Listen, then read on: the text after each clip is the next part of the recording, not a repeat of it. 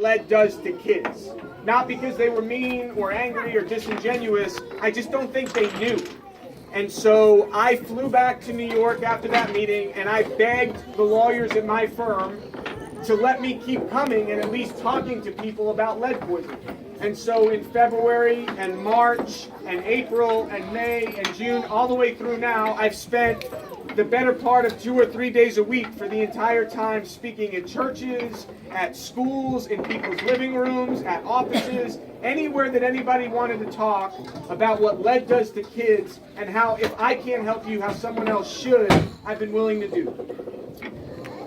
Today, through all that work, and because, there's a lot of lawyer jokes and a lot of them are true. I mean, I don't have a ton of friends that are lawyers, and I understand that a lot of people don't like lawyers, and I totally get it. 1000%.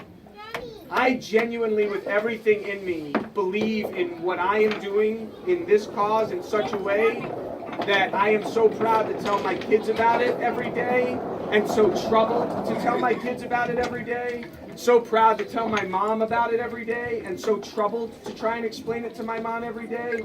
But I am in it, and my firm is in it, and we are committed to it.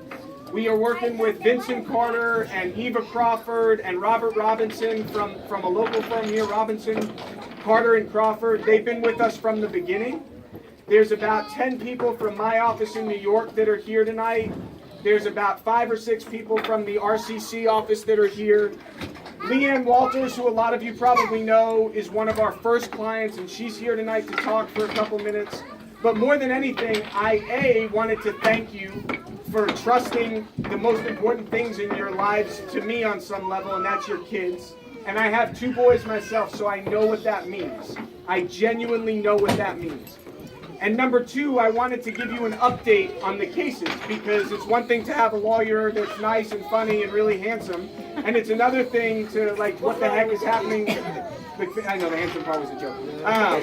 Another thing is to have some idea of, what the heck is going on with my cases. So, here's what's going on with the cases.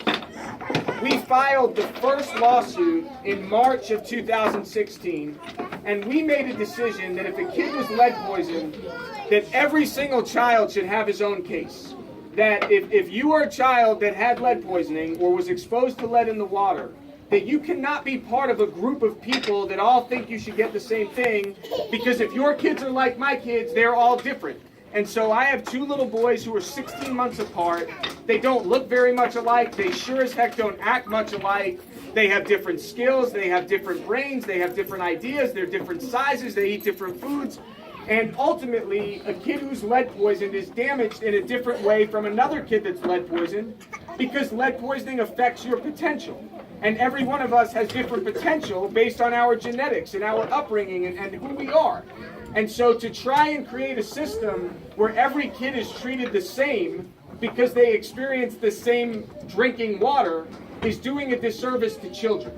So we decided to file individual cases for anybody that wanted us to. And today we've done that for over 1,500 kids, individual cases in Genesee County.